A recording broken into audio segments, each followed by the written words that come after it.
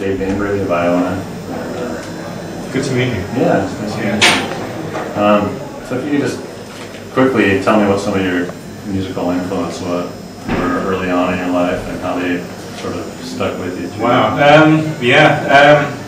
I suppose guitar-wise, earliest influence was probably Bert Weedon, who was a guitarist around in the 1950s, 1960s. When I was doing the early mid-60s I suppose, when I was about 5 or something. He was often on the radio, and I'll be listening to the radio.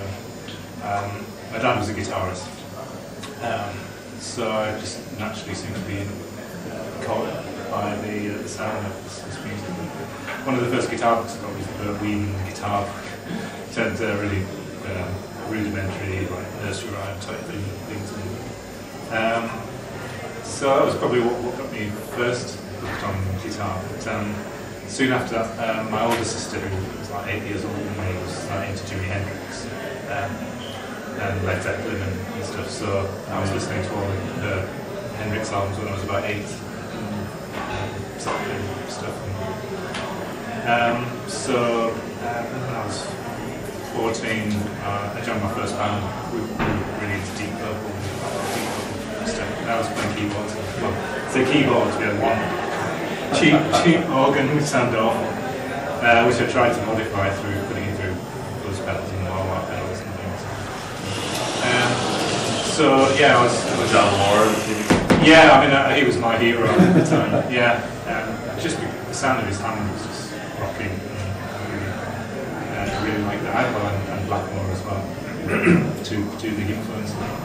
But at the same time, I was listening to the Mahavishnu Orchestra and John McLaughlin, and Yes, and Genesis, and loads of classical music like Mahler, Debussy, Satie.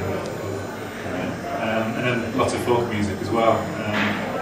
I think when I was about 15, my friends and I all sort of went through like a folk stage where we discovered all these Scottish folk albums and Irish folk albums that people like boys from the Loch.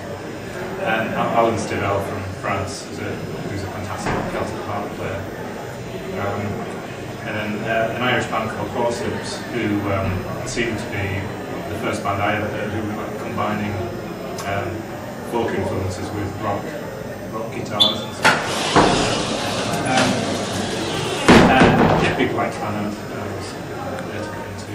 So whole range of things. Great. I talked about this a little earlier. What exactly is the circling hour? As far as what's the sort of spiritual connotation to that? There aren't any. There's nothing really deep.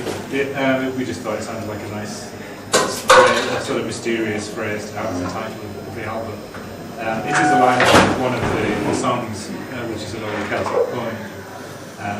Which the poem is about transition from life to this life to eternity, to heaven, the heaven realm.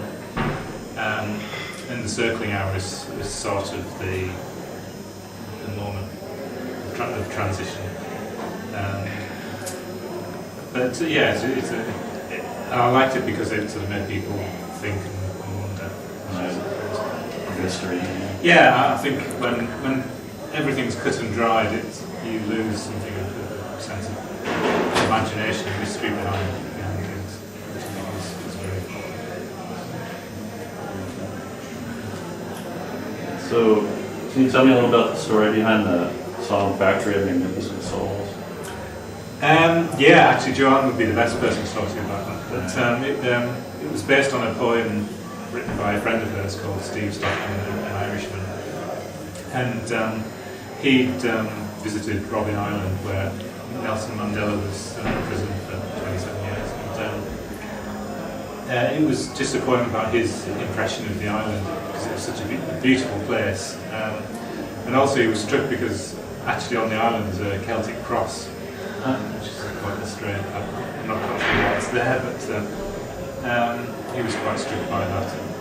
So the song is about his thoughts when he was on the island. And when we were, Frank and I actually came up with the the drum pattern and a bouzouki riff on that during a writing session. And Joe happened to have this book of poems by Steve, which this was one, the words sort of happened to fit in with the rhythm of the song, so we ended up sticking with it. Yeah, Jo always, if she's got some words to sing, even if it's not the final words of the song, she always seems to come up with better melodies than when she's just sort of humming the words. So usually she has some kind of words or poems around when she's writing. So tell me a little about the collaborative process you guys use for like a song like Strength, how that comes together. Strength. That part of that was based around the drum pattern, I think. I know the riff came up early on, a long time before Joe came up with the words to that. We had a feel, a drum feel, and the riff side of it. And then Joe was just singing along and coming up with melodies while I was improvising a chord with the keyboard. And then she came up with a few lines about, I suppose, just the mystery and wonder of life. And that really was really how it developed. She went away and completed the lyrics once we got the melody sorted out. Pretty song. Yeah.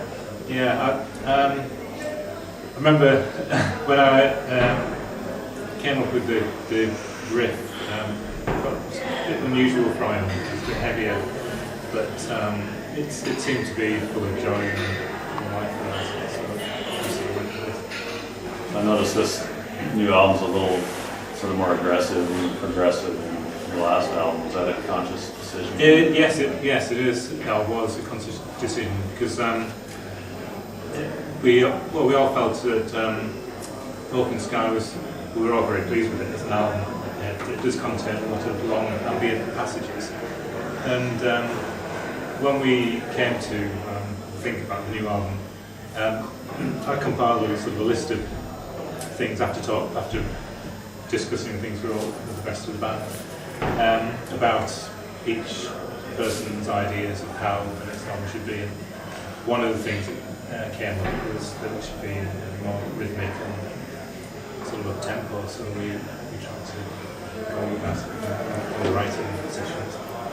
Frank's drums were very common.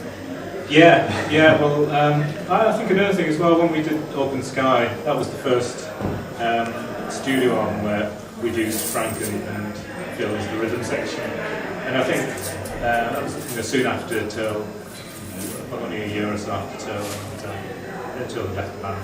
Phil had been in the band for a while, but hadn't recorded in the studio with us. So I think at the time we were just defining their role within the band, and I think since then, because we've done loads of gigs, when it got to when we did recording the Circling Hour, the rhythm section sounded much stronger, and Phil and Frank were both more confident within the band with their role within the band, particularly Phil, I think, and it shows. It was great because we recorded most of the album at my home studio, apart from Frank's, but we did all of Phil's bass parts. Because when we did Open Sky, we were in a studio where we were paying a lot of money, so time was very tight and it was a lot of pressure to get things done quickly. But on the Circling Hour, we were able to experiment a bit more and have more time. Working on bass parts and sounds and things. I think we came up with really good.